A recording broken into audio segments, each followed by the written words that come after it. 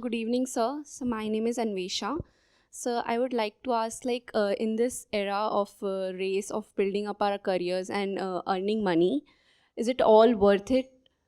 In like wasting all of our life after running behind all this?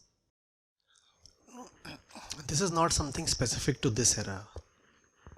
The It's a competitive. constitution, it was always there, always. It's just that every generation feels something extraordinary is happening to it. Something that has never happened before in other times to other generations. Every generation feels that way. We too used to feel when we were there on that seat that the competition, oh my God, dog eat dog. It's never been like this. Not only that, if I meet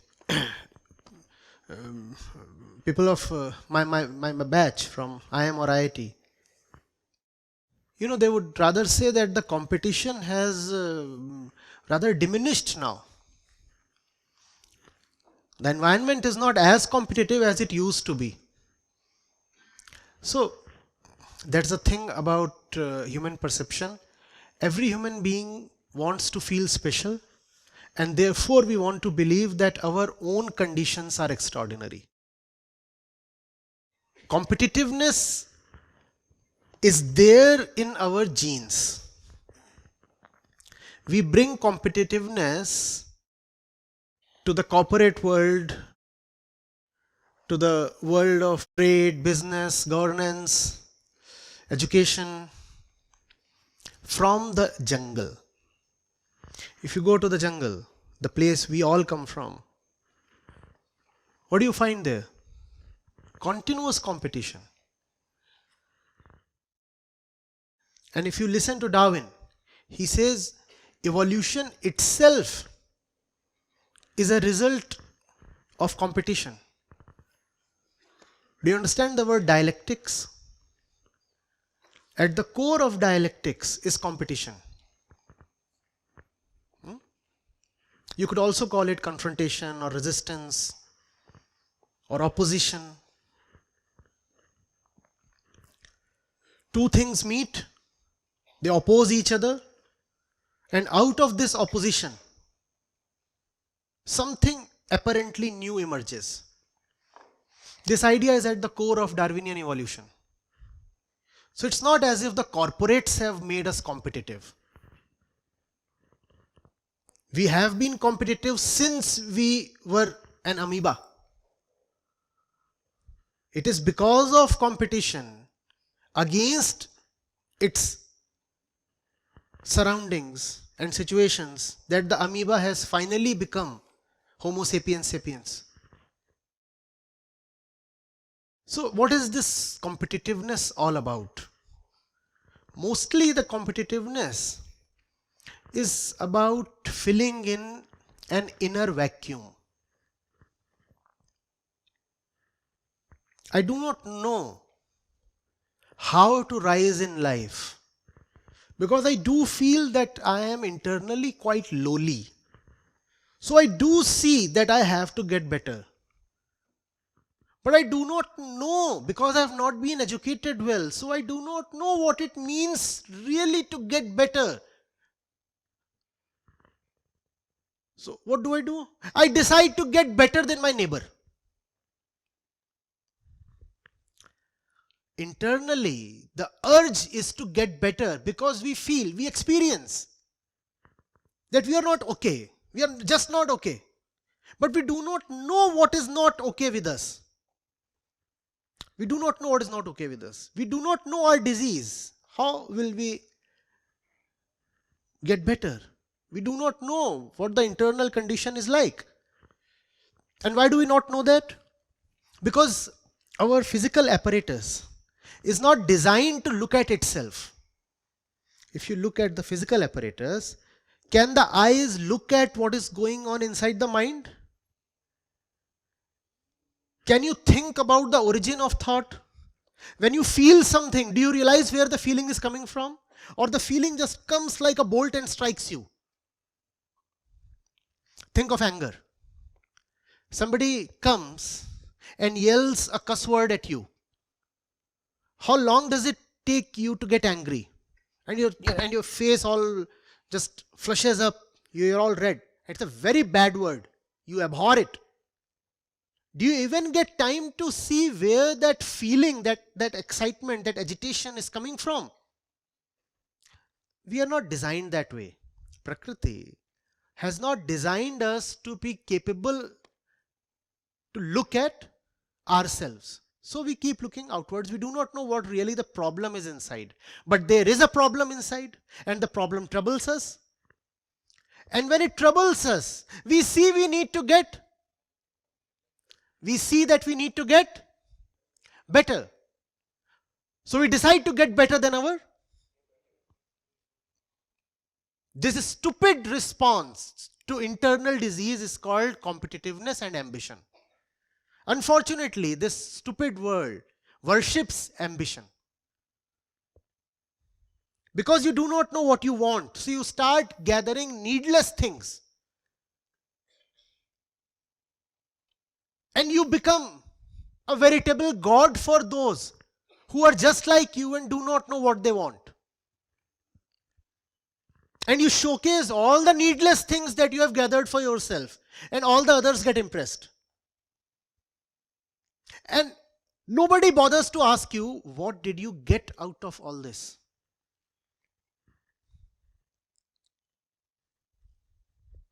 You started out as an idiot. Now you are a rich idiot. But your central problem was idiocy. And the idiocy still remains. And it's not always about money. It's sometimes also about knowledge.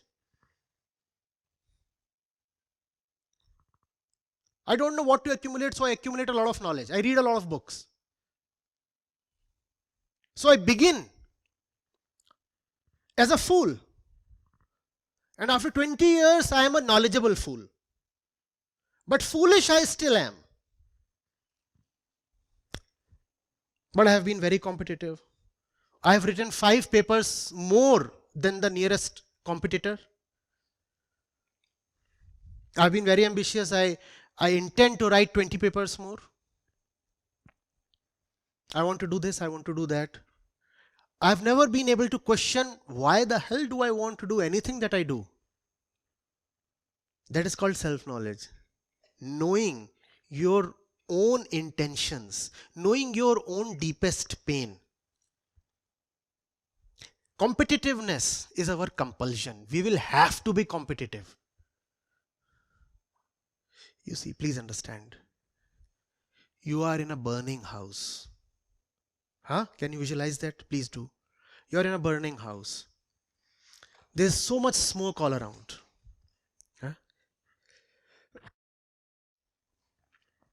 And the heat, oh my God, intolerable. And the flames are leaping at you from all sides. You can see nothing. What will you do? Will you just keep standing where you are? Even if you cannot see anything, still you will run in some random direction. That's what we do throughout our life. We are so troubled by the burning house, and the burning house, when it comes to the human being, is not outside of him, but within. The burning house is within. And the smoke has simply reduced your sight to zero. You can see nothing. We are not trained to see anything within. But you cannot keep standing where you are. It's hurting you so much. You're panicking. So what do? You start running around. And if you find 5 people rushing one particular direction, you obviously follow them. Though you do not know whether anything would come out of following them, right? But that's what you would do. Those 5 are going in that direction. I too will rush in that direction. I have no option. That's competitiveness. Just run, just rush without knowing what you are going to get out of it, because the house within is burning. That's competitiveness. You come to your university, first semester. You do not know what you are supposed to do as a 17-year-old. You do not know what life means and what education means. So what do? Some of you decide to compete with others in loafing. I'll be the number one loafer. We are competing all the time. Some of you decide to compete with others in snoring.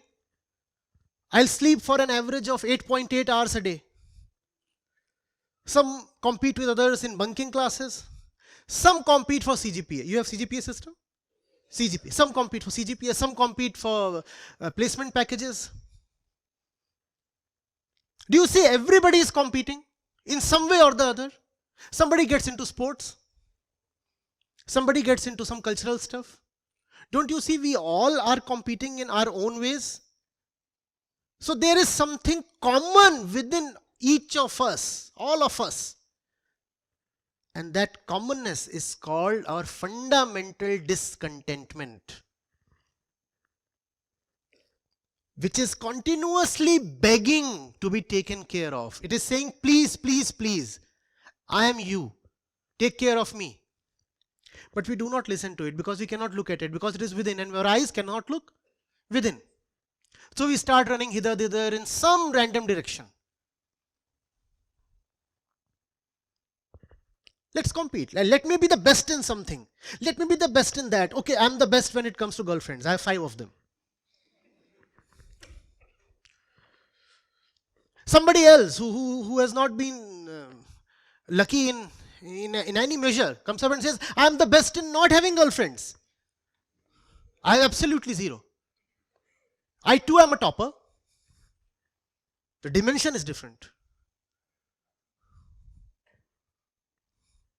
We want to be the best in something. The thing within says you have to be the best.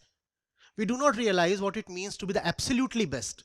So we decide to be the best in something, anything. That best, I'll have to return to the world, is called the self. Self. The one who really are. That's what the inner dissatisfaction is crying out for. And because you do not address it, it manifests in all kinds of stupidities, including ambition and competitiveness and whatnot. Man was always competitive. Do not think it is a disease specific to your age. No. What was Napoleon doing? What were all the kings doing? What were the world wars about? What do you think? Why was Hitler bombing London? Why? They were competing over Africa and India. They were competing who would have more colonies and bigger and juicier colonies to exploit. Everything is just competition. What was the Mahabharata war all about? What do the chimpanzees in the wild do all the time? Please tell me. They compete. Competition is everywhere because ignorance is everywhere. What happens when the ignorance is gone? Are you no more competitive, which means you are no more in the race? What happens? So you are a loser? No. Now you know the right race to run. Once I said, addressing, that was more than a decade back, addressing a group of bright students like you, the race was won by the one. Anybody remembers that one? The race was won by the one who did not run. Who did not run the wrong race. Victory lies not in winning, but in first of all not running the wrong race. What's the point in winning the wrong race? What's the point? You need medicine. And you have been racing all the way to the swimming pool. And you win the race. What do you get there? What do you get there? Just a whole lot of water. But what you needed was medicine. And you won the race to the swimming pool. That's what we all are doing. That's what is called competitiveness. Running to the beach when you actually need to run to the hospital. Are you getting it? Are you getting it? Please do compete. But before that, realize who the competitor is. Competitor, not the external one, but the internal one. Who is the one who is going to compete? For what purpose? For what end? If I say I want to be better than you, in what respect? In what respect? The man of wisdom, the intelligent person, decides not to participate in most of the available and trending races. He opts out.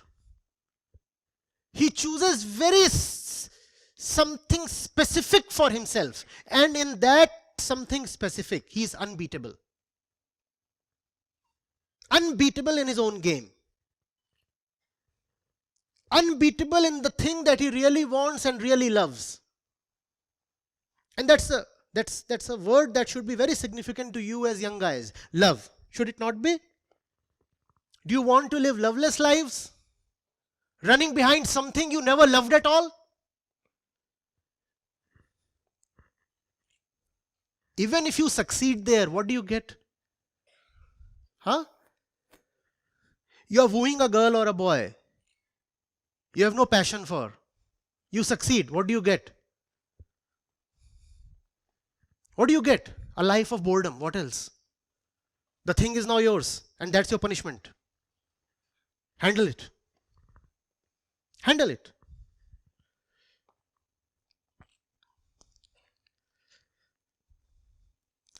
Are you getting it? Spend a lot of time just deciding the right thing to do, and if you want to decide on what to do, you have to first of all know who you are. If you do not know your own interiors, you will never know what your life must be about. Then you will be just obliged in a compulsive way to run behind crowds. I've seen that happening so much, so obviously, so inevitably. There are hardly any exceptions. I do not want that to happen to you as well. Very bright people, gifted by Prakriti, great intellect, but no self-knowledge. What's the point in having a great car if you do not know where you are and where you must go? All this braininess that you have, the IQs that you might be proud of, are just a car, a vehicle that has been given to you. But of no use is the vehicle if you do not know where you are and where your love lies. The vehicle is there so that you can drive your way to your... that goal is called love. If there is no love, what kind of goal is there, and what's the point in living your life for any goal? Therefore, the knowers have said that love itself is the goal. Let your love decide your goal. And obviously, the meaning of love here is very different. It's a technical term. We are not talking of love of the man-woman kind necessarily. We are talking of something that would bring your inner discontentment to an end. That's called love.